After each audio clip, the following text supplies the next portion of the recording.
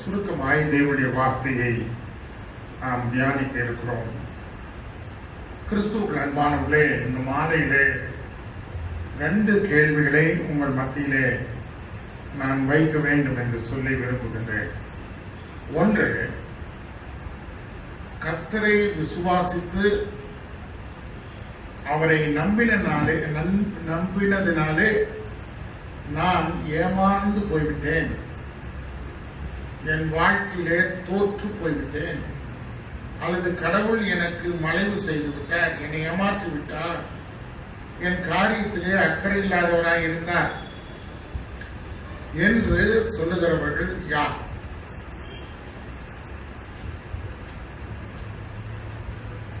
அதாவது ஒருவேளை நாம் அப்படி சொல்லுவோமானால் வேதவசனம் திட்டமும் தெளிவுமாக சொல்லுகிறது, ஆண்டவர் தம்முடைய பிள்ளைகள் தம்மோடு இருக்கும்படியும், தம்மை ஆராதிக்கும்படியும், தன்னை நேசிக்கும்படியும், தன்னுடைய கற்பனைகளை கை கொள்ளும்படியும் ஆண்டவர் நம்மை வைத்திருக்கிறார். அப்படியானால் நாம் அவர் மேலே வைத்திருக்கிற விசுவாசத்திலே நாம் குறைவுள்ளவர்களாய் இருக்கிறோம். இன்னொரு கேள்வி எனக்குள்ளாக வருகிற ஒரு கேள்வி, ஆண்டவர் இப்படிப்பட்ட பாரமான சூழ்நிலைகளுக்குள்ளாக நீங்களும் நானும் கடந்து போகிற போது ஆண்டவர் நம்மை கைவிட்டு விட்டாரா? அல்லது ஆண்டவர் இந்த காரியத்தை அனுமதிக்கிறாரா? ஏன் இதெல்லாம் நடந்து கொண்டிருக்கிறது? ஏன் இதை கர்த்தர் நம்முடைய தேசத்திலேயும் உலகத்திலேயும் இதை அனுமதித்திருக்கிறார்?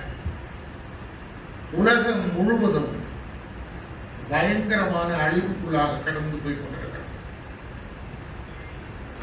மருத்துவம் தோல்வியடைந்து இருக்கிறது. ராஜாங்கங்கள் அழிந்து கொண்டிருக்கிறது. உலகத்திலே அரசாட்சிகள் தலைநிமிர்ந்து நிற்க முடியவில்லை. மக்களுடைய தேவைகளை சந்திக்க அரசாங்கம் முடியாத நிலைமைக்கு கடந்து போயிருக்கிறது. தேசங்கள் உண்மையில்லாத நிலைமையிலே இருக்கிறதையே நாம் பார்க்கிறோம்.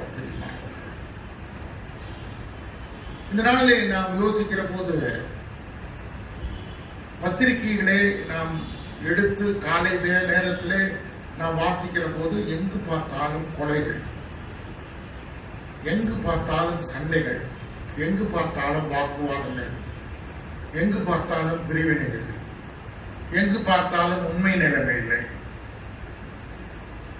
எங்கேயும் பயங்கரமான ஒரு குழப்பமான சூழ்நிலை நிலவி கொண்டிருக்கிறது என்பதை நாம் மறந்து போகக்கூடாது.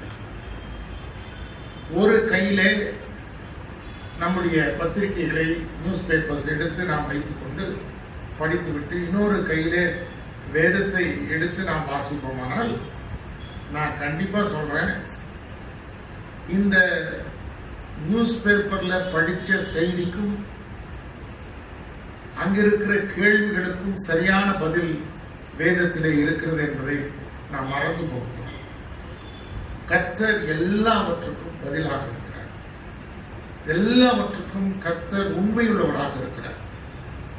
ஆண்டவர் எங்கேயும் அவர் பொய் பேசினதாக அல்லது தான் சொன்ன வார்த்தையை பின்னாக எடுத்துக்கொண்டதாக அல்லது அவர் செய்ய முடியாததாய் போய்விட்டதாக வேதத்திலே நாம் எங்கேயும் வாசிக்கவே இல்லை. கர்த்தர் உண்மை உள்ளவராக இருக்கிறார் என்றுதான் வேதவசனம் சொல்றது. இந்த யோவான் எழுதின சுவிசேஷம் 14ஆம் அதிகாரத்தை நாம் வாசித்தோம். 1 முதல் 14 வசனங்களை நாம் வாசித்தோம். இந்த 14ஆம் அதிகாரத்திலே நாம் பார்க்கிற போது ஆண்டவராகிய இயேசு கிறிஸ்து தம்முடைய சீஷர்களை அழைத்து அவர்களோடு கூட அவர் இறுதியாக சொல்ல வேண்டிய இந்த பூலோக வாழ்க்கையிலே அவர் சொல்ல வேண்டிய காரியங்களை சீஷர்களுக்கு சொல்ல அவர் எத்தனம் கொடுக்கிறார். இங்க பார்க்கிற போது 1வது வசனம், உங்கள் இருதயம் கலங்காது இருக்கிறதாக தேவனிடத்தில் விசுவாசமாயிருங்கள், என்னிடத்திலும் விசுவாசமாயிருங்கள் என்று சொல்கிறார். ஏன் ஆண்டவர் இயேசு கிறிஸ்து இந்த காரியத்தை சொல்ல வேண்டும்? உங்கள் இருதயம் கலங்காதிருப்பதாக தேவனிடத்தில் விசுவாசமாயிருங்கள், என்னிடத்திலும் விசுவாசமாயிருங்கள் என்று ஏன் ஆண்டவராகிய இயேசு கிறிஸ்து இதை சொல்லணும்? ஆண்டவராகிய இயேசு கிறிஸ்து இந்த பூலோகத்தை விட்டு பிதாவினுடைய சமூகத்திலே செல்ல வேண்டிய நேரம், நாள் வந்துவிட்டார். அதை சீஷர்களுக்கு அவர் சொல்லி தெளிவுபடுத்தி அவர் காரியங்களை விளக்கி சொல்லி கடந்து போக வேண்டும் என்று சொல்லி யோசித்தார். அவர் சொல்லுவதற்கு முன்பாக தான் எதை சொல்ல போகிறேனோ அதை குறித்து சொல்லும் போது நீங்கள் கலக்கம் அடைய வேண்டாம், உங்களுக்குள்ளாக கலக்கம் வேண்டாம். ஏனென்றால் ஒரு செய்தியை கேட்கிற மக்களுக்கு சாதகமாய் இருக்கிற காரியம் வேறு, சாதகம் இல்லாமல் இருக்கிற காரியம் வேறு. ஆண்டவர் சொல்றார், தேவனிடத்தில் விசுவாசமாயிருங்கள், என்னிடத்திலும் விசுவாசமாயிருங்கள் என்று சொல்கிறார். இரண்டாவது வசனத்தை நீங்கள் வாசிப்பீர்களானால், என் பிதாவின் வீட்டில் அநேக வாசஸ்தலங்கள் உண்டு, அப்படி இல்லாதிருந்தால் நான் உங்களுக்கு சொல்லியிருப்பேன், ஒரு ஸ்தலத்தை உங்களுக்காக ஆயத்தம் பண்ண போகிறேன். அதாவது ஆண்டவராகிய இயேசு கிறிஸ்துவினுடைய பணி இந்த பூலோகத்திலே சிலுவையின் வழியாய் முற்று பெற்ற பின்பு, தான் வந்த நோக்கத்தை இந்த உலகத்திற்கு அறிவித்த பின்பு, இயேசு கிறிஸ்து பரத்திற்கு ஏற வேண்டிய சூழ்நிலை வந்தபோது ஆண்டவராகிய இயேசு கிறிஸ்து என்ன சொல்கிறார் என்றால், பிதாவின் வீட்டிலே நீங்கள் வந்து தங்கும்படியான வாசஸ்தலம் இல்லை என்று இல்லாதிருந்தால் நான் உங்களுக்கு சொல்லியிருப்பேன். அப்படிப்பட்ட ஒரு வாய்ப்பு இல்லை, அப்படிப்பட்ட ஒரு காரியம் நடக்கப் போவதில்லை என்பதை நான் உங்களுக்கு சொல்லியிருப்பேன். சீஷர்களை பார்த்து மறுபடியும் சொல்கிறார், ஒரு ஸ்தலத்தை உங்களுக்காக ஆயத்தம் பண்ண போகிறேன். இன்றைக்கு என்னுடைய தம்பி தொலைபேசியின் வழியாக இடத்துல பேசிக் கொண்டிருந்தான். ரைட்டு, நீ அரிசி இதெல்லாம் பருப்பெல்லாம் கொண்டு கிராமமா கொடுத்துட்டு இருக்கிற, பார்த்தேன் எங்க பார்த்தாலும் நீ மாஸ்க் போடாத சுத்திட்டு இருக்கிற. கோயம்புத்தூர்ல நிறைய டாக்டர்ஸ் எல்லாம் மறிச்சிட்டு இருக்காங்க, நர்சஸ் எடுத்துட்டு இருக்கிறாங்க, பெரிய பெரிய மருத்துவ நிபுணர்கள் எல்லாம் மறித்து போய் கொண்டிருக்கிறாங்க. பயமாக இருக்கிறது, நீ ஏன் மாஸ்க் போடவில்லை?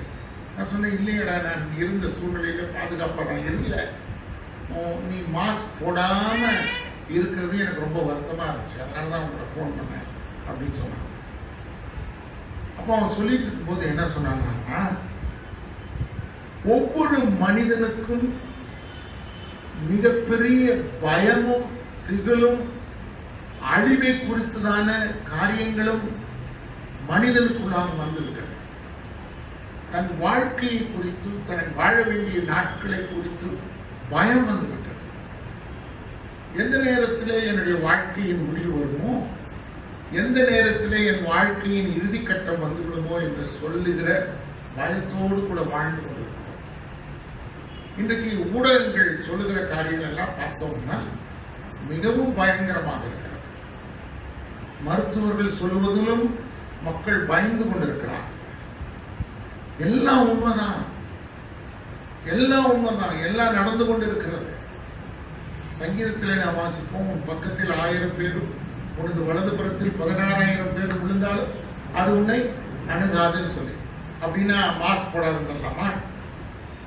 சோசியல் டிஸ்டன்ஸ் இல்லாம இருந்துடலாமா? பாதுகாப்பற்ற சூழ்நிலைகளை அலைந்து தெரியலாமா?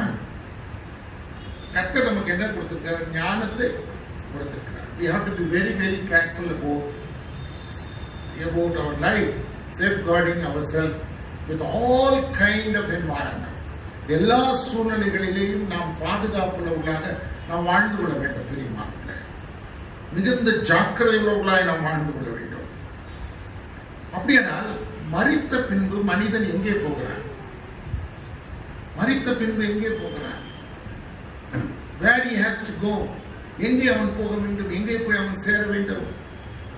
ஆண்டவருடைய திட்டம் மகா பெரிய திட்டம் என்ன தெரியுமா?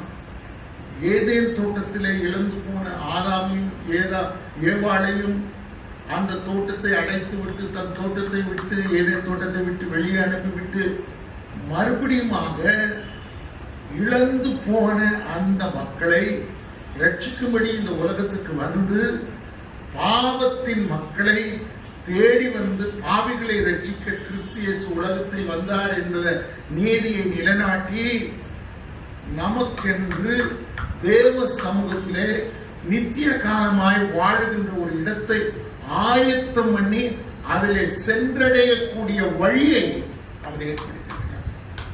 இதுதான் ஒரு உன்னதமான ஒரு வழி ஆண்டவராகிய இயேசு கிறிஸ்து செய்த ஒரு காரியம். அப்ப என்ன சொல்றாரு? நான் இந்த உலகத்துக்கு வந்துட்டேன், மனுஷனாக தேவனாக இந்த உலகத்துக்கு வந்தேன். நல்ல யோசனை இருப்பாங்க. அப்போ அவர் சொல்றார், 3வது வசனம், நான் போய் உங்களுக்காக ஒரு ஸ்தலத்தை ஆயத்தம் பண்ணின பின்பு நான் இருக்கிற இடத்துல நீங்களும் இருக்கும்படி நான் மறுபடியும் வந்து உங்களை என்னிடத்தில் சேர்க்கிறேன். அப்ப என்ன? நமக்கு மரணம் எப்பொழுது சந்தித்தாலும், எப்பொழுது நாம் மறிக்க வேண்டிய காலகட்டத்திற்குள்ள கடந்து போனாலும், எனக்கு பிரியமானவர்களே, ஆண்டவருடைய பிள்ளைகளாய் அவரை விசுவாசித்து பாவ மன்னிப்பு பெற்று ரட்சிப்பின் அனுபவத்தோடு தேவனோடு கூட வாழ்ந்து கொண்டிருக்கிற மக்கள் அனைவரும் ஆண்டவருடைய சமூகத்திலே போய் சேர்ந்து அவரோடு கூட நித்தியமாய் வாழக்கூடிய ஒரு இடத்தை நமக்காக ஆயத்தம் பண்ணியிருக்கிறார். என அற்புதமான ஒரு காரியம் தான். நான் போய் உங்களுக்கு ஆயத்தம் பண்ணி நீங்களும் இருக்கும்படி மறுபடியும் வந்து உங்களை என்னிடத்தில் சேர்த்துக்கொள்வேன். அப்ப ஆண்டவர் சொல்றாரு, நான் I will come back again, நான் மறுபடியும் வருவேன். உடனே என்ன கேள்வி கேட்கிறது?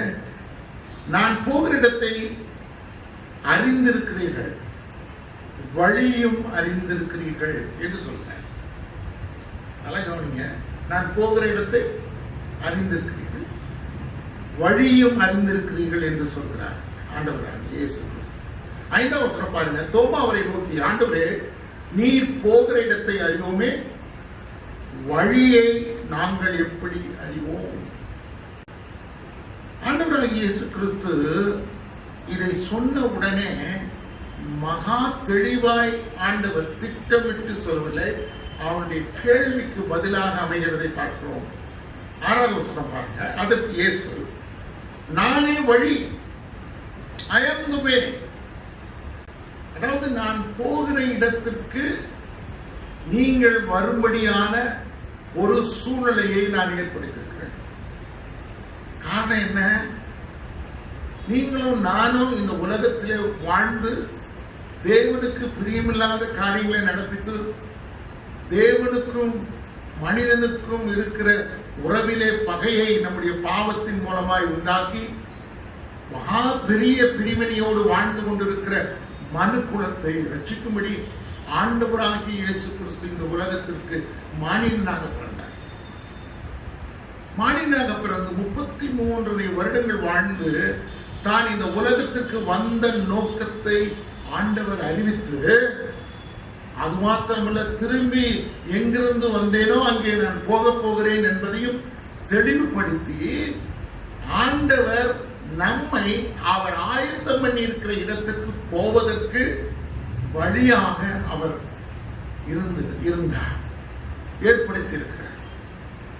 அப்ப இருக்கிற சீஷர்கள் மாத்திரமல்ல, இப்ப அவரை பின்பற்றுகிற அனைத்து கோடிக்கணக்கான சீஷர்களும் அந்த இடத்துக்கு போவதற்கான வழியை இயேசுவின் வழியாய் நாம் பெற்றுக்கொள்ளும். அப்ப நமக்கு வழியார் ஆண்டவராகிய இயேசு கிறிஸ்து.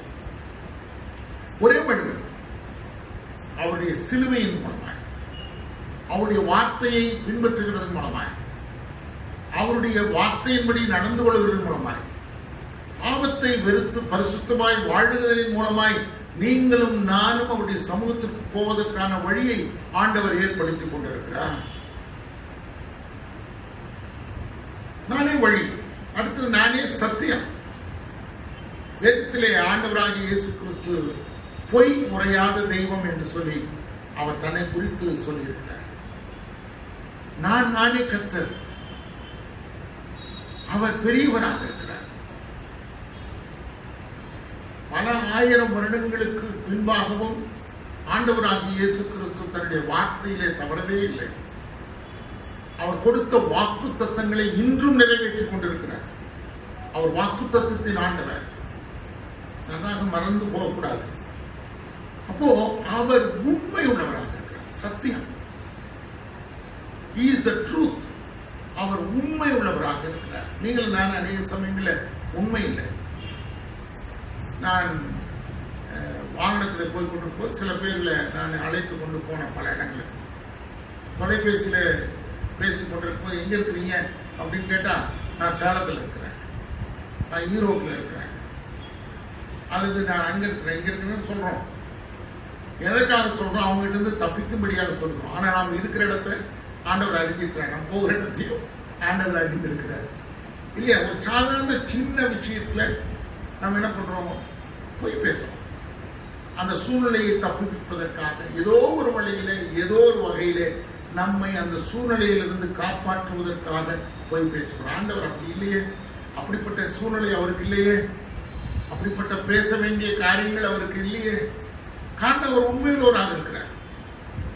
அவரிடத்துல அப்படிப்பட்ட சின்ன பொய்யோ பெரிய பொய்யோ அல்லது பெரிய காரியத்திலும் தப்பி அவர் உலகத்தை ரட்சிக்கிறவர், உன்னையனே ரட்சிக்கிறவர், உலகத்தின் மக்களை ரட்சிக்கிறவர். அவர் ஏன் போய் பேசணும்? நன்றாக யோசித்து பாருங்கள். அப்போ அவர் உண்மையுள்ளவராக இருக்கிறார். அப்புறம் என்ன சொல்றார்? ஜீவனுமாய் இருக்கிறேன். He is the one who gives us life. ஜீவன் உள்ளவர். ஐயா, நமக்கு வாழ்வு கொடுக்கிறவர். இன்னைக்கு நீங்களும் நானும் பெற்று அனுபவித்துக் கொண்டிருக்கிற வாழ்க்கை அவர் மூலமாய் பிச்சையாக கொடுக்கப்படும். இதை புரிந்து கொள்ளாத ஜனங்கள் இந்த உலகத்திலே கோடிக்கணக்கான மக்கள் இருக்கிறார்கள். ஐயா, மனிதன் வாழ்வதும் அவன் சாவதும் அவன் நிற்பதும் நிர்மூலமாவதும் யாருடைய கருத்தில் இருக்கிறது? ஆண்டவருடைய கருத்தில் இருக்கிறது. அவருடைய சுத்த கிருபையினாலே நாம் வாழ்ந்து கொண்டிருக்கிறோம். அப்படியானால் எனக்கு ஜீவனமாய் இருக்கிறார். He is my life. அவர் எனக்கு வாழ்க்கையாக இருக்கிறார். கர்த்தரை நான் என் வாழ்க்கையிலே அவரை ஏற்றுக்கொண்டிருக்கிறேன். அவருடைய வாழ்வாக இருக்கிறார். அப்ப என்ன சொல்றாரு? கடைசியில இந்த சத்தியத்தை ஒருவரும் மறந்து போகக்கூடாது. என்னை அல்லாமல் ஒருவனும் பிதாவினிடத்தில் nobody can enter into Father's mansion. ஆண்டவராகிய தேவன் இருக்கின்ற இடத்திலே, பிதாவின் வீட்டிலே யாரும் அவரை இல்லாமல் போய் சேரவே முடியாது. அப்போ அதனாலதான் ஆண்டவர் சொன்னாரு, என் வழியாய், என் வார்த்தையாகிய வேத வசனத்தின் வழியாய், நான் கொடுக்கிற ஜீவனின் வழியாய் நீ பிதாவினிடத்திலே வரலாம். என்னை இல்லாமல் உன்னாலே ஒன்றும் செய்ய முடியாதுன்னு சீஷர்களை பார்த்து சொன்னார். அப்படியானால் ஆண்டவராகிய இயேசு கிறிஸ்து வழியாக சத்தியமாக ஜீவனுமாய் இருக்கிறார். அவரை அல்லாமல் நான் பிதாவினிடத்திலே போக முடியாது. இந்த உலகத்தில் மக்கள் பல இடங்களிலே ஓடிக்கொண்டு போகிறார்கள். பல இடங்களிலே தன்னுடைய வாழ்வின் ஜீவனத்தின் வாழ்க்கையை சரிப்படுத்திக் கொள்வதற்காக, தங்களுடைய பாவ நிவர்த்திக்காக, தங்களுடைய சமாதானத்திற்காக, தங்களுடைய ரட்சிப்புக்காக அங்கும் இங்குமாக ஓடி அடைகிறார்கள். என்னை கேட்டுக்கொண்டிருக்கிற அருமையான தேவனுடைய பிள்ளைகளை எங்கு போனாலும் சரி, எவ்வளவு தூரம் பிரயாணம் செஞ்சாலும், எவ்வளவு காணிக்கை செலுத்தினாலும், எவ்வளவு இடங்களிலே போய் நீங்கள் மாதக்கணக்கிலே தங்கியிருந்தாலும், உபவாசித்து தங்கி இருந்து உங்களை வருத்தி கொண்டாலும், ஆண்டவராகிய இயேசுவின் வழியாக தான் நீங்கள் பிதாவின் இடத்திற்கு போக முடியும். அப்படியானால் 7ஆம் வசனம் பாருங்க. என்னை அறிந்தீர்களானால் என் பிதாவையும் அறிந்திருப்பீர்கள். இது முதல் நீங்கள் அவரை அறிந்தும் அவரை கண்டும் இருக்கிறீர்கள். இங்க ஒரு பெரிய திருத்துவத்தை பார்க்கிறோம். என்ன திருத்துவம் தெரியுமா? என்னை கேட்டுக்கொண்டிருக்க அருமையான தேவனுடைய பிள்ளைகளே, பிதா, குமாரன், பரிசுத்த ஆவி திருத்துவ ஆண்டவர் வெளிப்படுத்துகிறதை பார்க்கிறோம். நல்ல கவனிங்க. என்னை அறிந்தீர்களானால் என் பிதாவை அறிந்திருப்பீர்கள். இது முதல் நீங்கள் அவரை அறிந்தும் அவரை கண்டும் இருக்கிறீர்கள். என்னை கண்டவன் சொல்லுங்க. என்னை கண்டவன் பிதாவை கண்டான். என்னை அறிந்தவன் பிதாவை அறிந்திருக்கிறான். பிதாவை தனித்து காட்டவில்லை. பிதாவோடு கூட நான் இருக்கிறேன், பிதாவுடைய வழியிலே நான் இருக்கிறேன். குழந்தை கொஞ்சம் வெளியே பின்னால் கொண்டு போயிடும். நல்ல கவனியம். பிதாவின் வழியிலே நான் இருக்கிறேன், பிதாவுடைய பணியை செய்து கொண்டிருக்கிறேன். நாங்கள் ஒன்றாயிருக்கிறோம் என்பதை ஆண்டவராகிய தேவன் வெளிப்படுத்துகிறதை நாம் பார்க்கிறோம். பிரியமானவர்களே, என்னை அறிந்தீர்களானால் என் பிதாவையும் அறிந்திருக்கிறீர்கள். இது முதல் நீங்கள் அவரை அறிந்தும் அவரை கண்டும் இருக்கிறீர்கள். என்னை கண்டு பார்ப்பது மாத்திரமில்லை, என்னுடைய வார்த்தையை பின்பற்றுகிறவர்கள் பிதாவின் வார்த்தையை தான் நான் பேசுகிறேன். ஆண்டவருடைய விருப்பத்தை நிறைவேற்றுகின்ற பணியை தான் நான் செய்திருக்கிறேன். அவர் சொல்ல வேண்டியதை தான் நான் சொல்லியிருக்கிறேன். நிறைய இடங்கள்ல ஆண்டவராகிய இயேசு கிறிஸ்து பேசுகிற போது என்ன சொல்றாரு? இன்னும் வேலை வரவில்லை, இன்னும் பிதாவினிடத்திலே இருந்து எனக்கு பர்மிஷன் கிடைக்கல, எனக்கு அனுமதி கிடைக்கவில்லை. சோ ஆண்டவருடைய கட்டளையை நிறைவேற்றுவதற்காக அவர் காத்துக் கொண்டிருக்கிறார். அவர் விருப்பப்படி காரியங்களை செய்ய முடியாது. யோசனை பண்ணி பாருங்க. பிசாசினாலே சோதிக்கப்படுவதற்காக அவர் போகும்போது இந்த கல்லை அப்பமாக செய்யும்படி ஆண்டவர் செய்ய முடியும். பிதாவுடைய அதிகாரத்தை எடுத்து இவர் செய்ய முடியும். வானத்திலிருந்து உயரிடத்திலிருந்து தாழ துதியும் என்று சொல்லும் போது, தேவதூதர்களுடைய கரங்களிலே ஏந்தி கொண்டு போவார்கள் என்று சொல்லும் போது, அது அவரை பிதாவுடைய வல்லமை எடுக்க முடியும். அல்லது என்னை பணிந்து கொண்டால் இந்த தேசத்தை முழுவதையும் உனக்கு நான் கொடுப்பேன் என்பதை ஒருவேளை பணிந்து கொள்ள முடியும். ஆனால் அவர் ஒரே ஒரு காரியத்தை சொன்னார், அப்பாலே போ. அவருக்கு தெரியும் யாருக்கு வல்லமை இருக்கிறது, யாருக்கு அதிகாரம் இருக்கிறது இந்த உலகத்திலே. தேவனாகிய கர்த்தர் ஒருவருக்கே பணிந்து கொண்டு அவர் ஒருவருக்கே நீ ஆராதனை செய்வாயாக. அப்படிப்பட்ட உன்னதமான தேவனை நீங்கள் என் வழியாய் பார்த்திருக்கிறீர்கள், என் வழியாய் நீங்கள் கேட்டிருக்கிறீர்கள் என்று சொல்லுகிறதை நாம் பார்க்கிறோம். பிரியமானவர்களே, உடனே 8வது வசனம், பிலிப்பு அவரை நோக்கி, ஆண்டவரே, பிதாவை எங்களுக்கு காண்பியும், அது எங்களுக்கு போதும் என்றார். இன்னும் he was not enlightened about what Jesus was speaking. என்ன ஆண்டவர் பேசுறார்ன்றத இன்னும் அவன் புரிந்து கொள்ளல. உங்களுக்கு தெரியுமா, 2-3 வாரத்துக்கு முன்பாக ஒரு குடும்ப ஜெப கூட்டத்திலே நான் இதை பேசினேன். பிலிப்பு நத்தான்வேலை போய் பார்க்க சொல்லுகிறான். என்ன சொல்லுகிறான்? அங்கே பார், நாசரேத்து ஊரானும் நாசரேத்திலே இருந்து வந்திருக்கிற ஒருவரும் அவர் பலத்த அற்புதங்களையும் அடையாளங்களும் செய்கிறவராக இருக்கிறார், அவரை வந்து பார் என்று சொல்லும் போது அவன் சொல்லுகிறான், நத்தானேல் சொல்லுகிறான், நாசரேத்தூரிலிருந்து நன்மை பிறக்குமா? அங்கே என்ன அற்புதம் நடக்கும் என்று சொல்லுகிறான். அப்போ பிலிப்பு என்ன சொல்றான்? வந்து பார் என்று சொல்லுகிறான். அப்போ நத்தான்வேல் அங்க வந்து பார்த்த போது ஆண்டவராகிய இயேசு கிறிஸ்துவை பார்த்த உடனே சொல்கிறார், நீ அத்தி மரத்தின் கீழே இருந்த போதே நான் உன்னை பார்த்து விட்டேன் என்று சொன்ன உடனே அவன் நடுங்கி போய் சொல்றான், நீ ஜீவன் உள்ள தேவனுடைய குமாரன் என்று சொல்றான். அப்படின்னா என்ன? ஆண்டவரே, நீ என்னை அறிந்திருக்கிறீர், யூ நோ மீ நாட், என்னை அறிந்திருக்கிறீர், பெரிய ஆண்டவர், நீ உலகத்தையும் அண்ட சராசரியத்தையும் படைத்தவர், அவருடைய குமாரனாக வெளிப்பட்டிருக்கிறீர் என்பதை நாத்தானியேலுக்கு ஆண்டவர் வெளிப்படுத்தியிருக்கிறார் என்று சொன்னார். பிலிப்பு கூட இருந்திருக்கிறார்.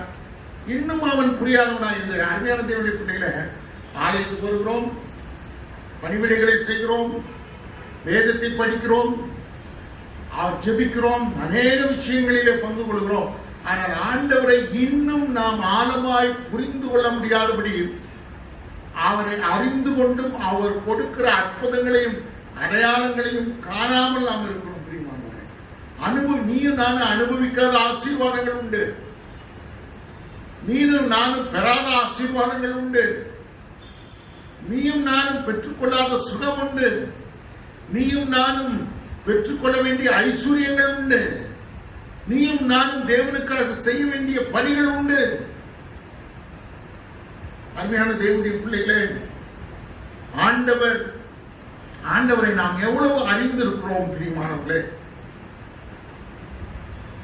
அதற்கு இயேசு பிலிப்பே அதான் சொல்றார் ஆண்டவர், பிலிப்பே, இவ்வளவு காலம் நான் உன்னுடனே இருந்தும் நீ என்னை அறியவில்லையா?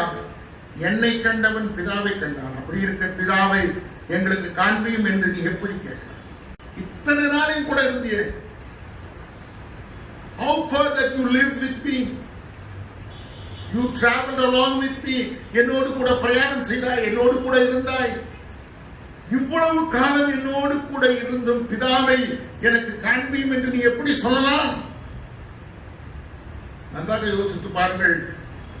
ஆண்டவர் சொல்றார் ஒரே ஒரு வார்த்தையில, நீ எப்படி இப்படி சொல்ற? 10ஆம் வசனம் பாருங்க, முடிக்க போறேன் நான் பிரசங்கத்தை. நான் பிதாவிலும் பிதா என்னிலும் இருக்கிறதை நீ விசுவாசிக்கிறது இல்லையா? சொல்லுங்க பார்க்கலாம். இன்னைக்கு உங்களையும் என்னையும் பார்த்து நீங்களும் நானும் ஆண்டவருடைய பிள்ளைகள் என்று சொல்லி எத்தனை பேர் சாட்சி பகிர்ந்து கொள்ள முடியும்? இன்னைக்கு ஈபிஸ்க்கு போயிருக்காங்க குழந்தையை பார்த்த உடனே அங்க இருக்கிறவங்களாம் விளையாடுனாங்க. அந்த ஈபிஸ் ஓனருடைய மனைவியும் குழந்தையை பார்த்துருக்கேன். பார்த்துட்டு ஒரு பையனை அனுப்பிச்சுட்டு அந்த குழந்தையை சுற்றி போட சொல்லுங்க அப்படின்னு அந்த அம்மா சொல்லியிருக்காங்க. நம்ம ஓனர் சொல்லிட்டு ஒரு பையன் குடுகுடுன்னு ஓடி வந்து கேட்டானா, அது விக்டர் சாருடைய பிள்ளைங்களா பேத்திங்களான்னு. என் மருமகனுக்கு கோவம் வந்துருச்சு. என் பிள்ளையான்னு கேட்கவில்லையே, யாரை கேட்குறாங்க? விக்டர் சாருடைய பேத்தியான்னு சொல்லி கேட்குறாரு அப்படின்னு என் மனைவிட்டு சொல்லியிருக்கிறேன், அவருடைய மனைவிட்டு சொல்லியிருக்கிறேன். நல்ல கவனிங்க, where we are identified in society, நாம் சமுதாயத்தில் எங்கே நாம் புரிந்து கொள்ள வேண்டும், புரிந்து கொள்ளப்படுகிறவர்களாக இருக்க வேண்டும். இது சாதாரண மனுஷிகத்தில் மனுஷன் யோசிக்கிறது அது அல்ல. தேவனாலே அறியப்பட்டும் தேவனாலே தெரிந்து கொள்ளப்பட்டும் தேவனாலே பயன்படுத்தப்படுகிற மக்களாய் நாம் வாழ்கிற போது இந்த உலகம் நம்மை அறிந்து கொள்ளும். நம்ம பெயரை சொல்லுவதற்கு முன்னாடி நான் யாருன்னு சொல்லுவாங்க, நீ யாருன்னு சொல்லுவாங்க. நான் சொல்றது உங்களுக்கு புரியுதா? உங்களுக்கு நம்ம அன்பை நான் உன்னை நேசிக்கிறேன் சொல்ல வேண்டிய அவசியம் இல்லை. அதான் பேதுருவை பார்த்து ஆண்டவர் கேட்கிறேன், நீ நேசிக்கிறாயா? அவன் ஆமான்னு சொல்லிட்டு கடைசியில் ஆண்டவர் கேட்கிறார் 3வது தடவை, என்னை நேசிக்கிறாயா? அவனுக்கு really he was not there enough to tell that I love you Lord. ஆண்டவரே நான் உம்மை நேசிக்கிறேன் என்று சொல்வதற்கு அவனுக்கு தைரியம் இல்லை. காரணம், அவன் விழுந்து போனான். தேவனுடைய ஊழியத்தை விட்டு மீன் பிடிக்க போய்விட்டான். தேவனை மறுதலித்து விட்டான். நல்ல கவனிங்க, அவன் ஆண்டவரே நீ எல்லாவற்றையும் அறிந்திருக்கிறீர், நான் இதுவரைக்கும் நேசிக்கல அப்படின்னு சொல்றத நீர் அறிந்திருக்கிறீர் ஆண்டவரே என்று சொன்ன உடனே God saw a great repentance. அங்கே ஒரு மனம் திரும்புதலை, தன் பாவத்தை, தன் குற்றத்தை உணர்ந்து கொள்ளுகிற ஒரு அறிக்கையை ஆண்டவர் பார்த்த உடனே ஆண்டவர் சொல்றார், அவனை பார்த்து என் நாடுகளை நீ எவ்வளவு மோசமான மனுஷனும், மக்களுக்கு துரோகம் இழைத்தாயோ, எவ்வளவு கடினமாய் வாழ்ந்து கொண்டாயோ, உலகம் உன்னை ஏற்றுக்கொள்ளவில்லை, ஆண்டவர் உன்னை ஏற்றுக்கொண்டார். இந்த வாரம் முடச்சூர்ல நாங்க பிரேயர் மீட்டிங் நடத்தோம். கிட்டத்தட்ட ஒரு 20-22 பேர் வந்தாங்க. அங்க நான் சொன்னது சகையை பற்றி பேசினேன். சகை வீட்டுக்கு இயேசு போனதை மக்கள் விரும்பவில்லை. ஆனால் சகையை இயேசுவை காண வேண்டும் என்று விரும்பின போது அவனிடத்தில் போய் அவன் மரத்துக்கடியிலே நின்று கொண்டு நான் உன் வீட்டுக்கு வர வேண்டும் வந்து அவனை வீட்டுக்கு கொண்டு போய் நிறுத்தி வச்சு இந்த வீட்டுக்கு ரட்சிப்பு வந்ததுன்னு சொல்றாரு. யாரு போக வேண்டாம்னு சொன்னாங்களோ அந்த மக்களிடத்திலே அநியாயமாய் வாங்கின வரி வசூலை 4 மடங்காக நான் திருப்பி கொடுக்கிறேன் என்று அவன் அறிக்கை செய்த போது அந்த வீட்டுக்கு ரட்சிப்பு வந்தது. ஐயா மக்கள், நான் இன்னைக்கு சாயந்தரம் ஒரு மெசேஜ் கேட்டிருந்தேன். ஸ்டீவ் அப்படின்னு சொல்லக்கூடிய மிகப்பெரிய ஒரு ஆங்கர், இங்கிலீஷ்ல ஸ்டார் டிவியில் வருவார் anchor. Is a great Christian, a great believer. அந்த இடத்துக்கு ஸ்தானத்துக்கு வர்றதுக்கு அவர் எத்தனையோ பிரயாசப்பட்டிருக்கிறார். டிவியில ஷோ போடணும். இன்னைக்கு அமெரிக்க தேசத்தை கலக்கி கொண்டிருக்கிற அந்த ஸ்டீவ் சொல்ற, ஒரு நீக்ரோ, ஒரு பிளாக் அமெரிக்கன் சொல்ற, நீங்க எப்பொழுது பயங்கரமான கஷ்டத்திற்குள்ளாக கடந்து போகிறீர்களோ, நரகத்திற்குள்ளாக கடந்து போகிறீர்களோ, அக்னிக்குள்ளாக கடந்து போகிறீர்களோ, இருளுக்குள்ளாக கடந்து போகிறீர்களோ, அங்கே நிற்க வேண்டாம், கடந்து போங்கள். just pass it through. நீ கடந்து போ, நிற்காதே, கடந்து போ. ஆண்டவரிலே நீ கடந்து போக உனக்கு உதவி செய்வார். ஐயா, என் வாழ்க்கையில 3 விதமான மரணத்தை நான் கடந்து வந்தேன். அடிக்கடி நான் சபையில சொல்லியிருக்கேன். ஒன்னு 5 பிளாக். என்னுடைய ஹெவி பில்ட் பாடி. குப்புசாமி நாயுடு ஹாஸ்பிட்டல் என்னை ஆபரேஷன் பண்ண மாட்டேன்னு சொல்லிட்டான் டாக்டர். 6 மாசம் கழிச்சு பண்ணிக்கலாம், ஏன்னா கை வச்சா செத்து போயிடுறேன். கேஜி ஹாஸ்பிட்டல் அன்னைக்கே பண்றாங்க, நான் பண்ண மாட்டேன்னு வந்தேன் பயந்துட்டு. நல்லா கவனிங்க, வீட்டுக்கு வந்து மரண போராட்டம். திடீர்னு ஹார்ட் அட்டாக் வந்துச்சுன்னா செத்துருவணும். நான் ஜெபம் பண்ண, ஆண்டவரே என்னை உங்க கருத்துல கொடுங்க, நீர் என்னோடு கூட இருக்கிறீர், என்னை வாழ வைப்பது நீர், என்னை வாழ வைக்க உமால முடியும் சுவாமி. திடீர்னு போன் பண்ண, பெங்களூர் இருக்கிற ஒரு பெரிய டாக்டர், அவர் கூப்பிட்டு கேஎம்சிஹெச்ல ஒரு டாக்டர் பேசி சொன்னார், நீங்க உடனடியாக கார் எடுத்துட்டு போங்க. நான் போனேன், செக் பண்றாங்க, ரூபி தான் கூட இருக்கா. அந்த டாக்டர் சொன்னார், நாளைக்கு காலையில் பண்ணிக்கலாங்களா. That was a great relief on my side.